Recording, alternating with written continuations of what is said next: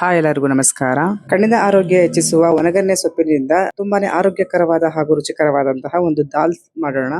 ಒಣಗನ್ನೆ ಸೊಪ್ಪಲ್ಲಿ ಕಬ್ಬಿಣಾಂಶ ಮತ್ತೆ ಕ್ಯಾಲ್ಸಿಯಂ ತುಂಬಾ ಹೆಚ್ಚಾಗಿದೆ. ಇದು ಜೀರ್ಣಕ್ರಿಯೆ ಹೆಚ್ಚಿಸುವುದರ ಜೊತೆಗೆ ತೂಕ ಕಡಿಮೆ ಮಾಡೋದಕ್ಕೂ ಸಹಾಯ ಮಾಡುತ್ತೆ. ಮೊದಲು ಒಂದು ಕುಕ್ಕರ್ಗೆ 1 ಬಟ್ಲಷ್ಟು ಹೆಸರುಬೇಳೆ ಹಾಕೊಂಡು 2ರಿಂದ 3 ಸರಿ ಚೆನ್ನಾಗಿ ವಾಶ್ ಮಾಡಿಕೊಂಡು 3 ಟೊಮೆಟೊ 4 ಹಸಿಮೆಣಸಿನಕಾಯಿ ಹಾಕಿ ನೀರು ಹಾಕಿ 2 ವಿಸಲ್ ಹೊಡೆಸ್ಕೊಳ್ಳೋಣ. ಅಷ್ಟರಲ್ಲಿ ನಾವು ಸೊಪ್ಪನ್ನೆಲ್ಲ ನೀಟಾಗಿ ಬಿಡಿಸಿ ಕ್ಲೀನ್ ಮಾಡ್ಕೊಳ್ಳೋಣ. ನೋಡಿ, ಸೊಪ್ಪನ್ನ ಈ ರೀತಿಯಾಗಿ ಕೈಯಿಂದ ಈ ತರ ಕಟ್ ಮಾಡಿ ಹಾಕೋಬಹುದು. ನೀವು ಚಾಕುವಿಂದ ಬೇಕಾದ್ರೂ ಕಟ್ ಮಾಡಿ ಹಾಕೋಬಹುದು. 1-2 ಸರಿ ಚೆನ್ನಾಗಿ ವಾಶ್ ಮಾಡಿ ತೆಗೆದಿಟ್ಕೊಂಡಿದ್ದೀನಿ. ಈಗ ಬಾಡ್ಲಿಗೆ 1-2 ಚಮಚದಷ್ಟು ಎಣ್ಣೆ, 1 ಚಮಚ ಸಾಸಿವೆ, 1 ಚಮಚದಷ್ಟು ಜೀರಿಗೆ ಹಾಕಿ 15 ಕರಿಬೇವಿನ ಎಲೆ, 1 ಈರುಳ್ಳಿ ಹಾಕಿ ಚೆನ್ನಾಗಿ ತರ ಫ್ರೈ ಮಾಡ್ಕೊಳ್ಳೋಣ. ಇದೆಲ್ಲ ಈರುಳ್ಳಿ ಚೆನ್ನಾಗಿ ಫ್ರೈ ಆದ್ಮೇಲೆ ಸ್ವಲ್ಪ ಹಿಂಗನ್ನ ಹಾಕೊಂಡಿದ್ದೀನಿ. ಇದಕ್ಕೆ ಬಿಡಿಸಿ ವಾಶ್ ಮಾಡಿಟ್ಟಂತಹ ಸೊಪ್ಪನ್ನ ಹಾಕೊಂತಾ ಇದ್ದೀನಿ. ಇದು ನಮ್ಮ ಟೆರೆಸ್ ಗಾರ್ಡನ್ ಅಲ್ಲಿ ಬೆಳೆದಿರುವಂತಹ ಒಣಗನೆ ಸೊಪ್ಪು.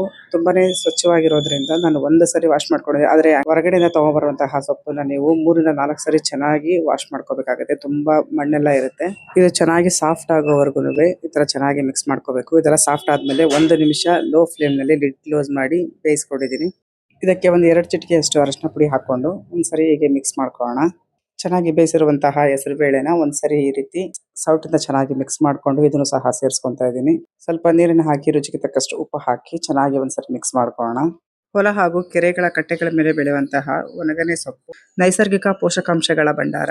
ಇಂತಹ ಸ್ಥಳೀಯ ಸೊಪ್ಪನ್ನ ಹೆಚ್ಚೆಚ್ಚಾಗಿ ಬಳಸೋದ್ರಿಂದ ಆರೋಗ್ಯನೂ ಸಹ ಹೆಚ್ಚಾಗುತ್ತೆ. ದಾಲ್ ಚೆನ್ನಾಗಿ ಮಿಕ್ಸ್ ಮಾಡ್ಕೊಂತ ಗಟ್ಟಿ ಏನಾದ್ರು ಅನ್ಸಿದ್ರೆ ಮತ್ತೆ ಸ್ವಲ್ಪ ನೀರು ಹಾಕೊಂಡು ಅದನ್ನ ಚೆಕ್ ಮಾಡ್ಕೊಳ್ಳಿ.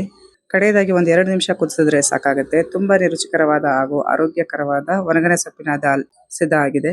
ಈ ರೆಸಿಪಿ ನೀವು ಒಂದ್ಸರಿ ಟ್ರೈ ಮಾಡಿದ್ರೆ ಮತ್ತೆ ಟ್ರೈ ಮಾಡ್ತೀರಾ. ಇದು ಚಪಾತಿಗೆ ಅಷ್ಟೇ ಅಲ್ಲದೆ ರೊಟ್ಟಿಗೆ, ಅನ್ನ ಜೊತೆಗೆ ತುಂಬಾ ಚೆನ್ನಾಗಿ ಹೊಂದ್ಕೊಳ್ಳುತ್ತೆ. ರೆಸಿಪಿ ಇಷ್ಟ ಆಗಿದ್ರೆ ಲೈಕ್ ಮಾಡಿ, ಶೇರ್ ಮಾಡಿ, ಕಮೆಂಟ್ ಮಾಡಿ.